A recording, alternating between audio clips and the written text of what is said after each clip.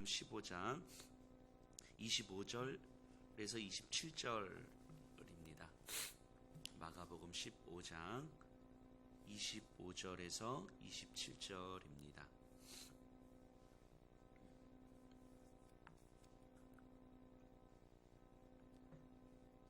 우리 한 절씩 함께 한 목소리로 함께 고백하겠습니다. 때가 제3시가 되어 십자가에 못 박으니라. 그 위에 있는 죄패에 유대인의 왕이라 썼고 강도 둘을 예수와 함께 십자가에 못 박으니 하나는 그의 우편에 하나는 좌편에 있더라. 아멘. 오늘이 이제 우리 진짜 특별한 특별 새벽 기도의 이제 마지막 날인데 그 고난주간을 지내잖아요. 그러니까 이런 질문을 다시 한번 던져봤어요. 우리가 매년 부활주일 그리고 고난주간을 지내는데 고난주간을 지내는 이유가 뭘까라는 질문을 한번 던져봤어요. 매년 고난주간을 고난주간으로 지켜요. 그리고 고난주간에는 뭐라도 우리는 해요.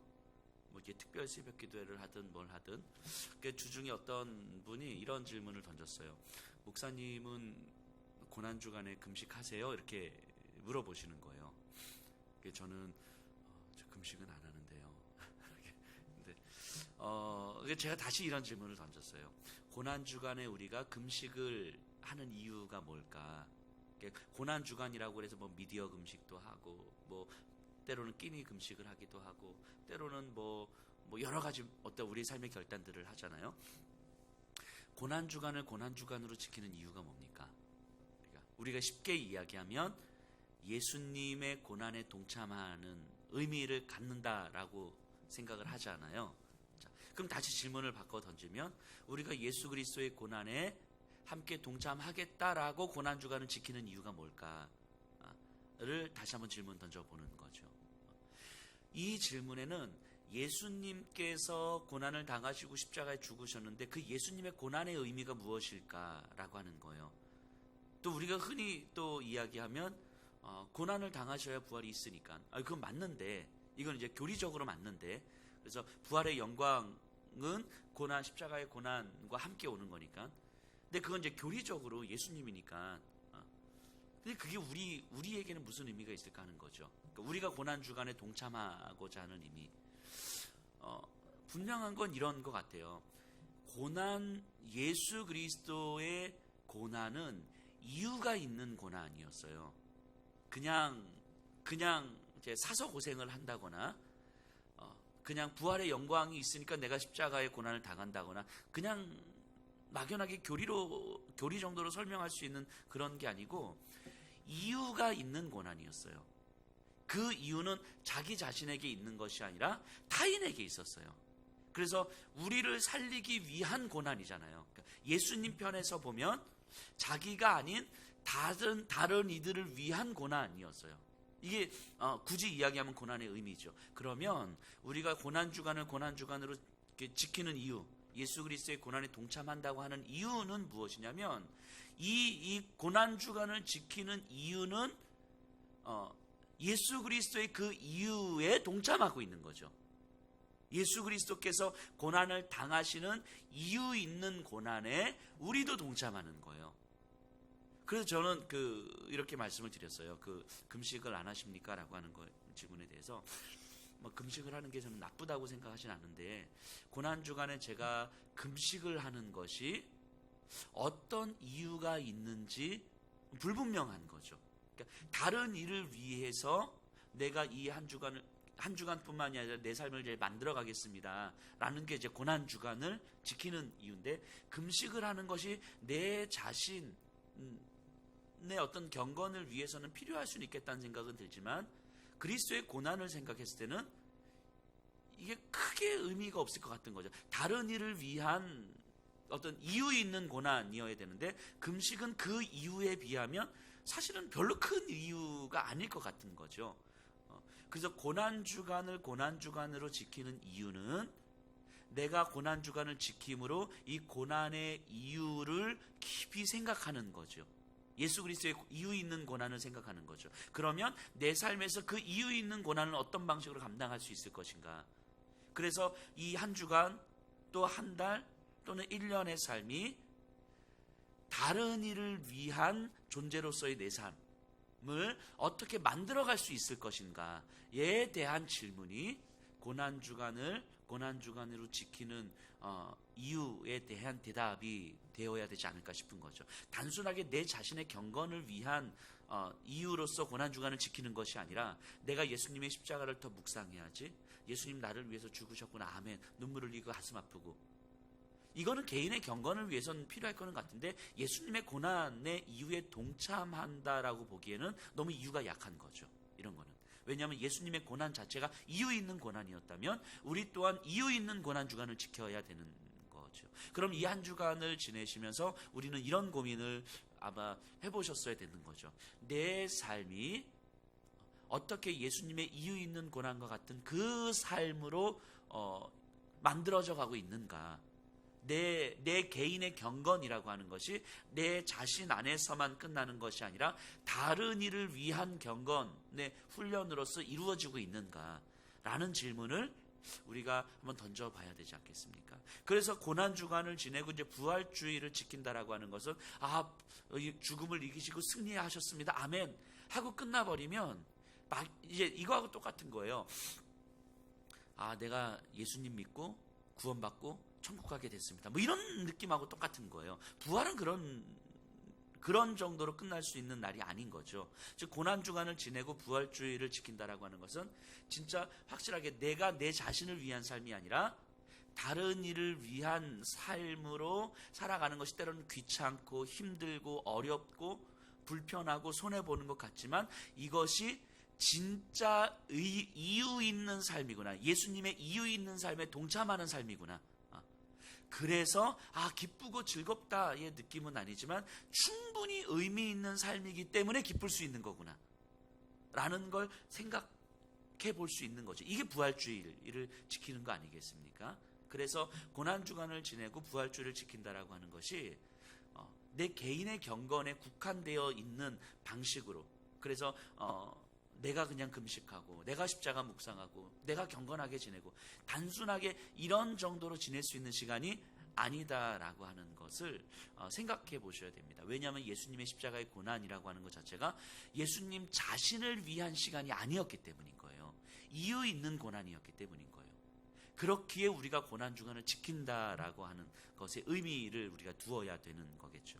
그래서 특별히 지금 이 한 주간을 지내시고 또 이 한 주간과 같은 1년을 지내시면서 정말 나로 인하여서 누군가의 유익이 되는 삶, 나로 인하여서 누군가의 삶이 조금 더 풍성해지는 삶이 되는 삶, 이것이 우리가 예수 그리스도의 고난에 동참한다라고 할 때 설명할 수 있는 이유일 수 있을 것 같아요.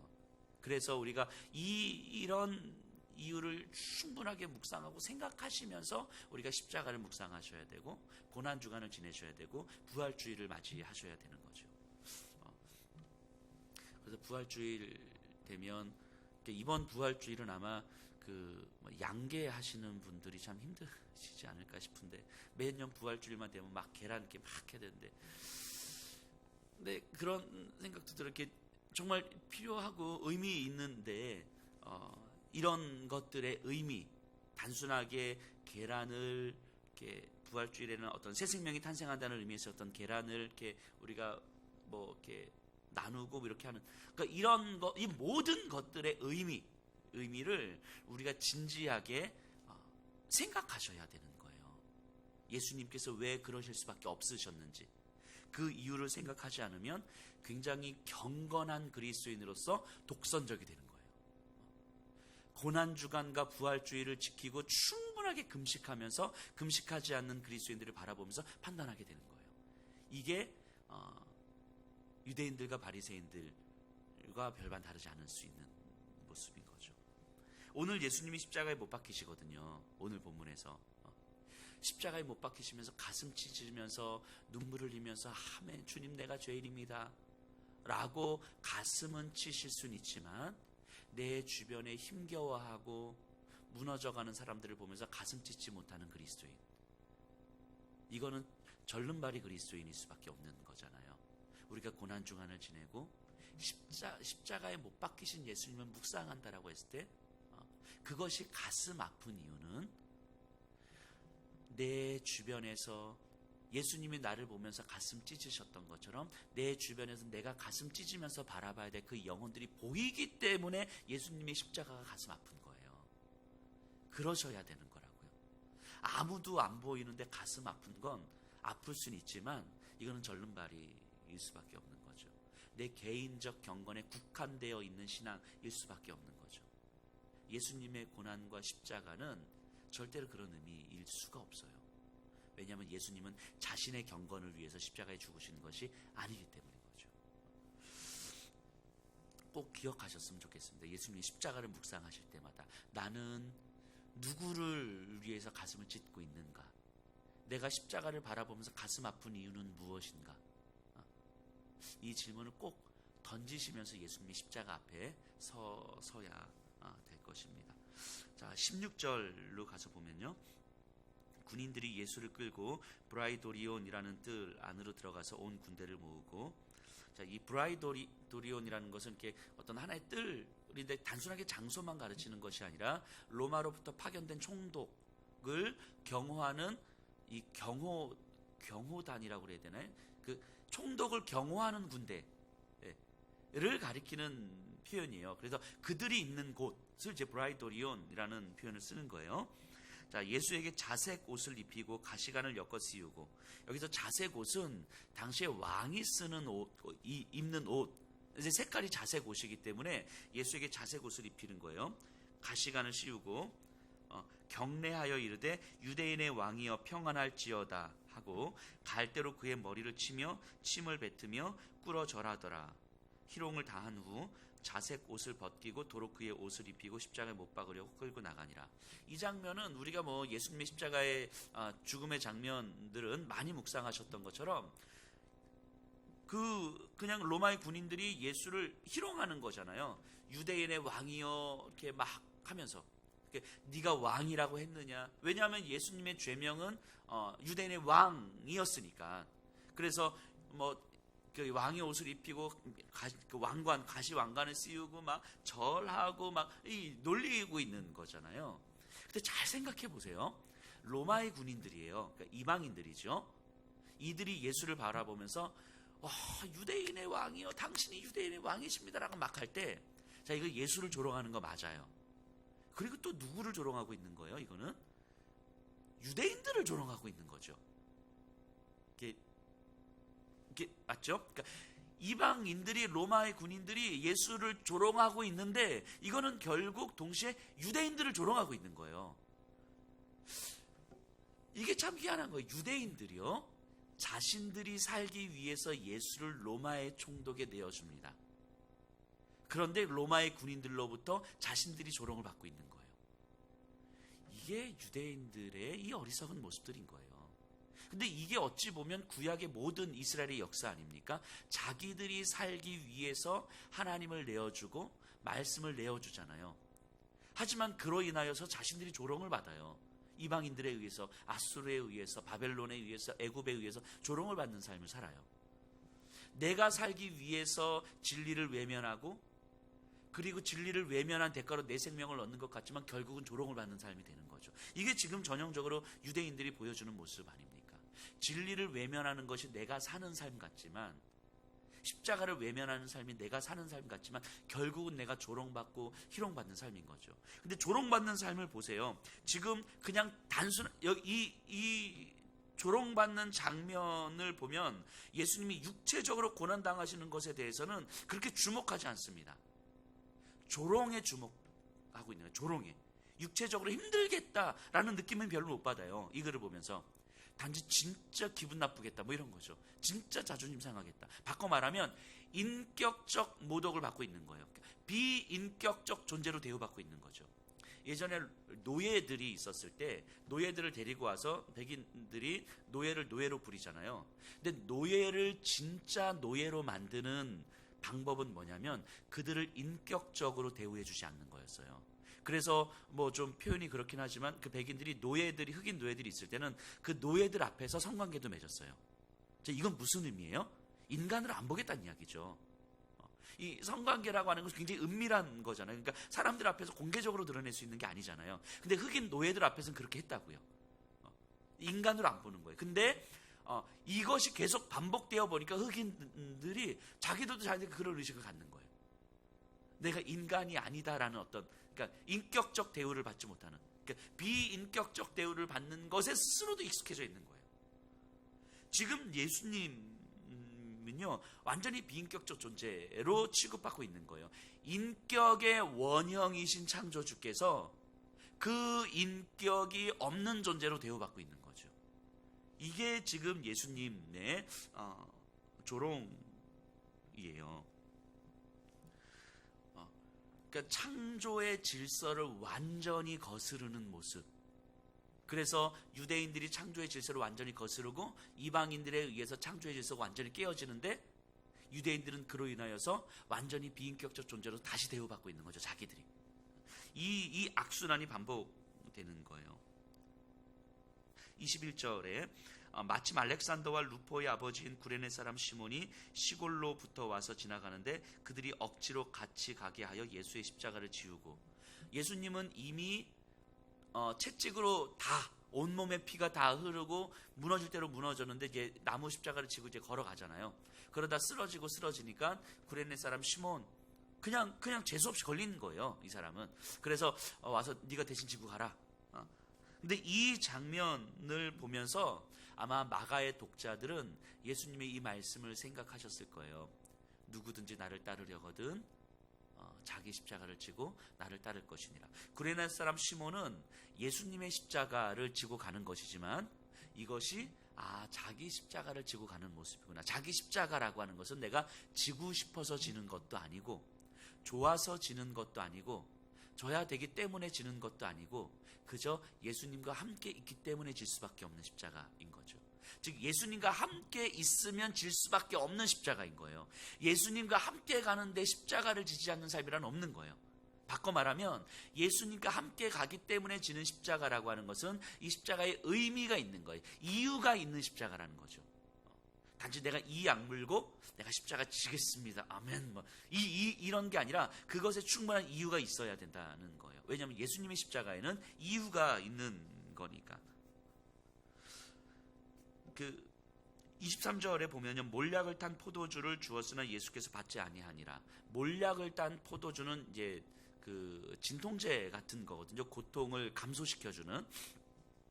예수님이 그것을 받지 않으셨다는 것은 자신의 고통을 감소시키기 위한 어떠한 액션도 취하지 않으셨고 자신이 마셔야 될 잔, 고통의 잔, 고난의 잔을 그 바닥까지 마셨다라는 걸 보여주고 있는 거죠. 그러니까 온전한 고난과 고통과 인격의 저 밑바닥까지 다 드러내신 거죠.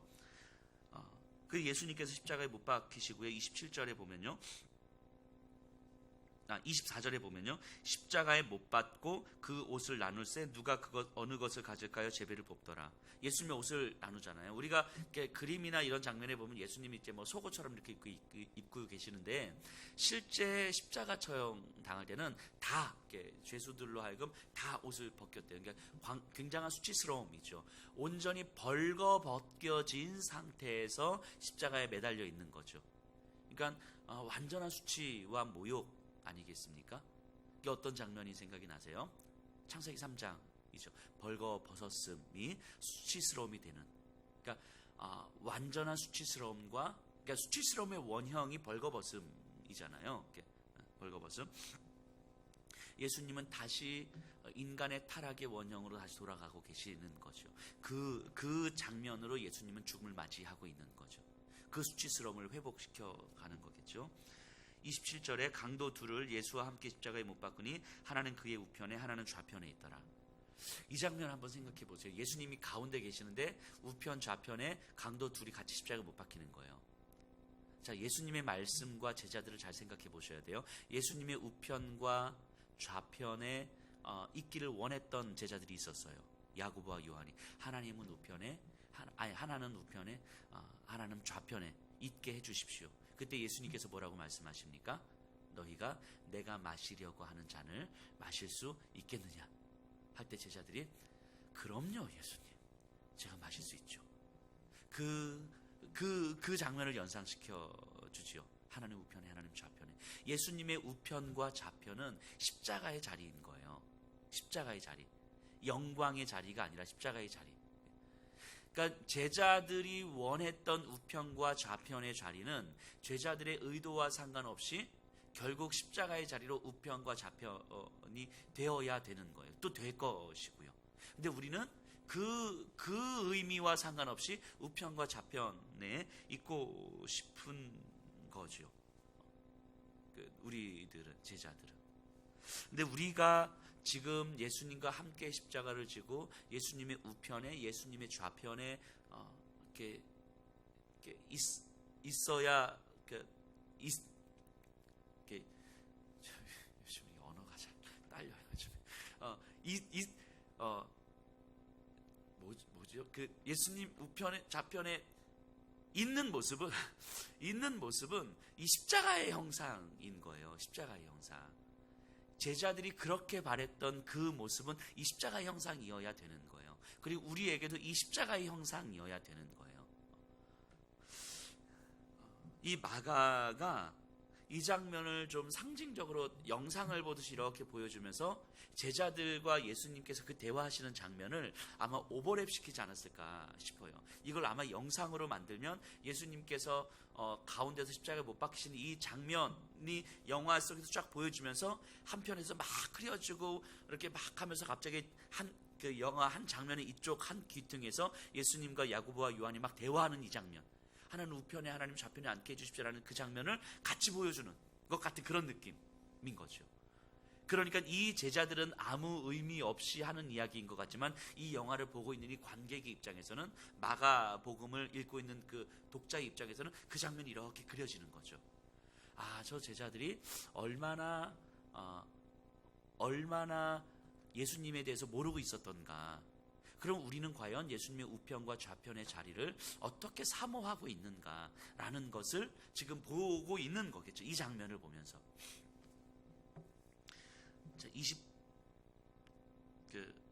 29절, 지나가는 자들은 자기 머리를 흔들며 예수를 모욕하여 이르되 아하, 성전을 헐고 사흘에 짓는다는 자여, 내가 너를 구원하여 십자가에서 내려오라 하고. 많은 사람들이, 여기 모여있는 사람들은 이제까지는 대제사장, 서기관들, 종교 지도자들이었어요. 그런데 지금은 그냥 지나가는 사람들이에요.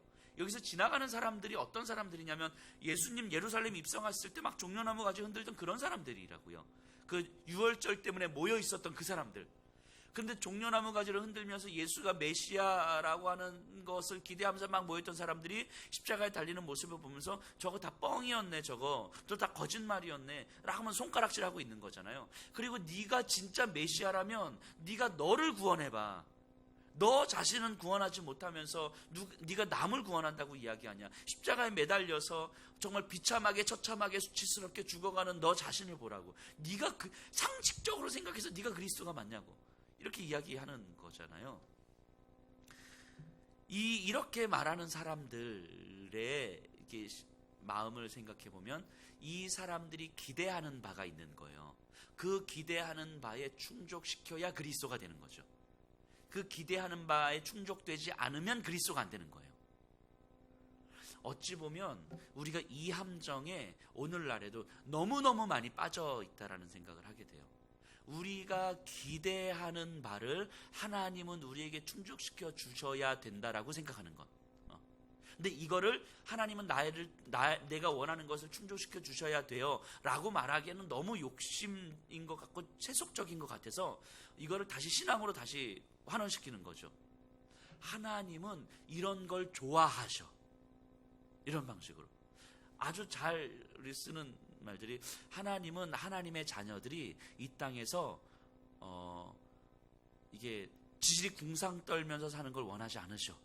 그래서 하나님은 하나님의 자녀들이 돈도 좀 많이 벌고 그 자녀들도 좋은 대학 가고 잘 살기를 원하셔. 정말이에요? 정말입니까? 이 진짜요. 하나님은 이 땅에서 우리 그리스도인들이 돈도 잘 벌고 우리들의 자녀들이 좋은 대학도 가고 좋은 데 취업하고 결혼도 잘하고 그렇게 잘 살기를 원하시는 거 맞아요? 그랬으면 좋겠는 거죠. 우리가 그랬으면 좋겠는 거지, 하나님이 진짜 그걸 원하시든지 아닌지는 우린 잘 모를 것 같거든요. 그리고 하나님은 그런 거를 원하신다고 우리에게 이렇게 말씀하신 적도 별로 없는 것 같거든요. 그러니까 그걸 싫어한다고 말씀하신 적도 없지만 그걸 좋아하신다고 말씀한 적도 없는 것 같거든요. 물론 구약에서 하나님의 백성들이 잘 살기를 원하는 말씀들이 있지만 그걸 오늘날에 그렇게 적용하기는 쉽지 않을 것 같고 좀 의미가 좀 다르기 때문에. 근데 우리가 원하는 것을 하나님으로 계속 투영시키는 거예요. 하나님 이걸 원하셔, 이걸 원하셔. 그래서 하나님께서 우리의 백성들이 잘 살기를 원하신대. 근데 그냥 잘 살기를 원하면 나도 염치가 있지. 그냥 아무것도 안 하고 하나님께서 우리를 잘 살게 해주실 것에 대해서 죄송해. 그래서 뭐라도 드려야 될 것 같잖아요. 그래서 뭘 드려요? 11조를 드려. 그래서 뭔가 봉사를 해.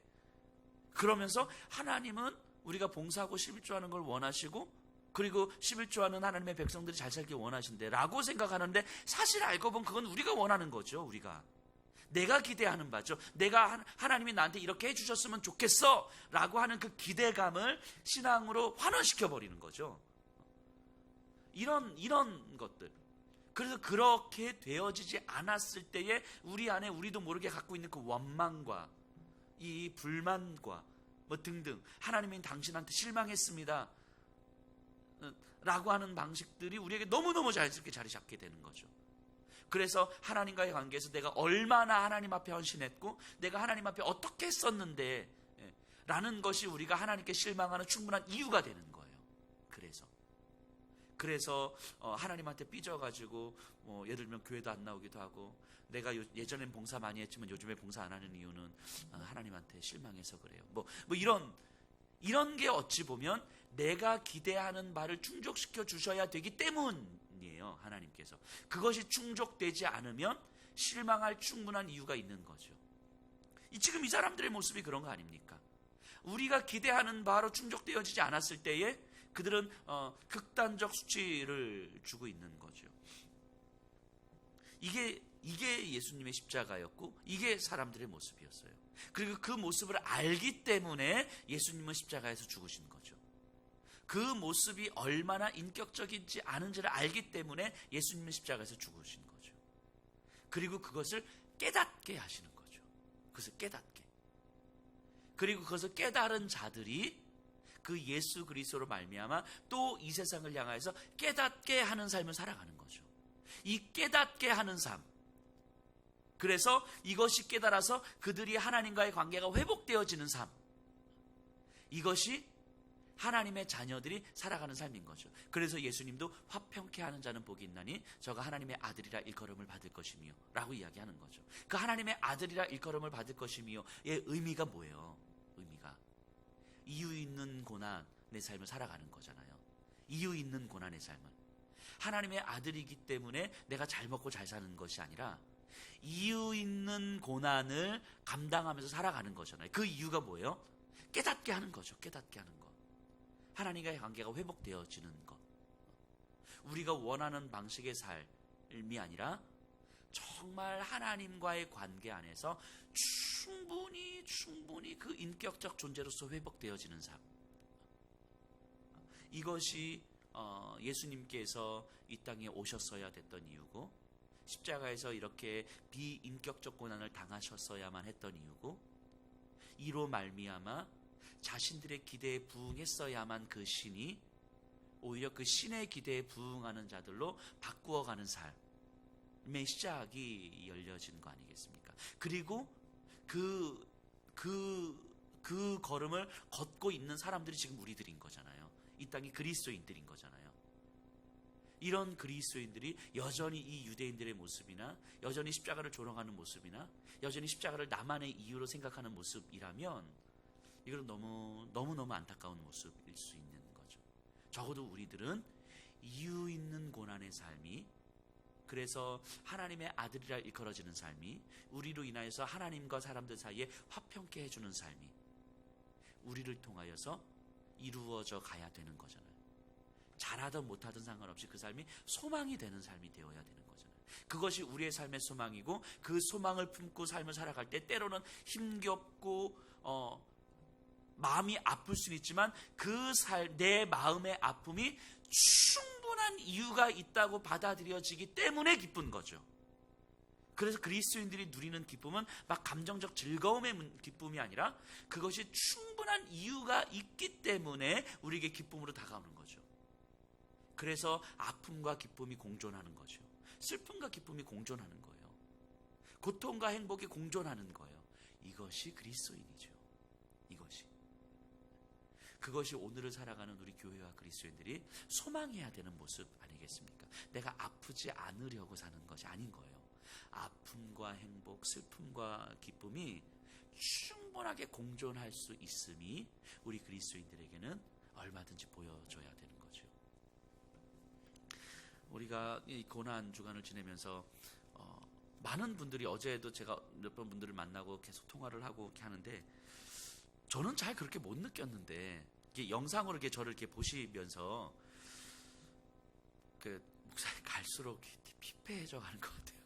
목사님 모습이 좀 이제 피폐해져 가는 것 같아요. 이렇게. 고난 주간이잖아요. 우리의 삶이 진짜로 진지하게 돌아보셨으면 좋겠어요. 내 삶이 정말 아프고 힘들고 어렵고 고통스럽고, 그와 동시에 기쁘고 풍성하고 행복하고 환희에 차서 넘치고, 이것이 충분히 내 삶 속에서 함께 공존하면서 이루어지는 삶인가, 아니면 아프지 않으려고, 고통스럽지 않으려고, 불편하지 않으려고 진짜 거기에 에너지를 다 쏟으면서 살아가는 삶인가. 정말 진지하게 우리의 삶을 다시 돌아보셨으면 좋겠습니다. 예수 그리스도의 고난은 충분히 이유 있는 고난이었고, 우리의 삶도 충분히 이유 있는 삶이어야 되는 거예요. 이것이 그리스도인이죠. 우리의 남은 평생의 삶이 이렇게 되기를 소원합니다. 우리 좀 같이 기도했으면 좋겠어요. 하나님, 오늘을 살아가야 될 내 삶이 예수님이 이유 있는 고난의 그 길을 가셨던 것처럼, 아니 고난의 길을 가셨던 것이 이유가 있으셨던 것처럼, 하나님, 우리의 삶도 예수님과 같이 이유 있는 삶이 되기를 원하고, 이유 있는 고난에, 그래서 예수님의 좌편과 우편에 있다는 것이 어떤 의미인지를 주님 충분히 묵상하고 또 살아내는 삶이 되게 해주십시오. 이 시간 우리 함께 기도하겠습니다.